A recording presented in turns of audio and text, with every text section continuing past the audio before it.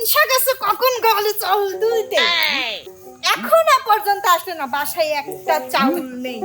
কি দিয়ে রান্না করবো আমি, কি করবো রে?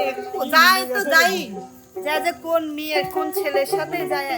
আমি আইছিলাম এখন তোমার আসার সময় হলো? হ্যাঁ, কি আর বলবো, আর কইস না, পাড়ার মাগিরা বই কেকটা হইছিল, এক মোরসাইলেও দিল না।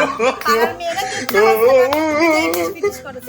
আমার সাথে কেউ কি আর ইটিস করেলো? তুই কি বুঝিস কালো? আমি তো ওইটা আই আজকে গাওয়ালে যাওয়ার কথা যাবি না? গেছিলাম রক আরেকজন আইসা, এই গাওয়াল না, সন্ধ্যার পরে যে বুক দেওয়ার কথা ছিল।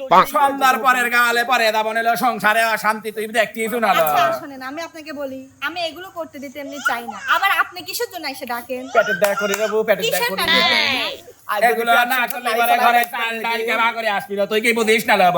আচ্ছা তুই আমাকে চাস নাকি ওদের সাথে ইটিস পিটিস করতে চাস? এই চাউল তুলতে চাস বলতো? এই শোনেক, হ্যাঁ? এই প্রতিদিন বনরা মহিলার কথা শুনবি কোন কারণে আমি চলে গেলাম, তুই আইলো। জানো, সবসময় তুই আর আসার সময় পাইস না এলো, তোর জন্যই যত সংসারে অশান্তি। তো কয় কি তুই ঘন ঘন আসিস না, তুই ঘন ঘন আসিস না। ভাই শোনো, ওই গদি ছাড়তো, আমার কিন্তু এগুলো ভালো লাগে না।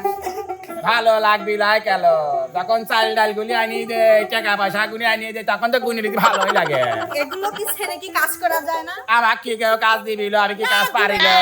দিবে না, আমি কি কাজ পারি? সবসময় এরকমই ব্যবহার। মানুষ কি বলে বলো তো? মানুষ তো আমাকে দেখলি ভালোই কয়, কয় আয় সুন্দরী।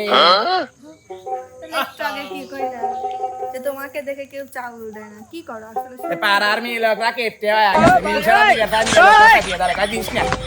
তাহলে তুমি কাজ করো। কাজ করবে আর পারলি তুই, আর এইটা হরে এবার আইলো তাই চাল গদি খাইয়ে দিকে আখি দেয়া লাগছে। বলে হয় তোমারই শখ। কিছুদিন খাবাই রাখছো, আবার উঠে গেল। ভালোই লাগলো।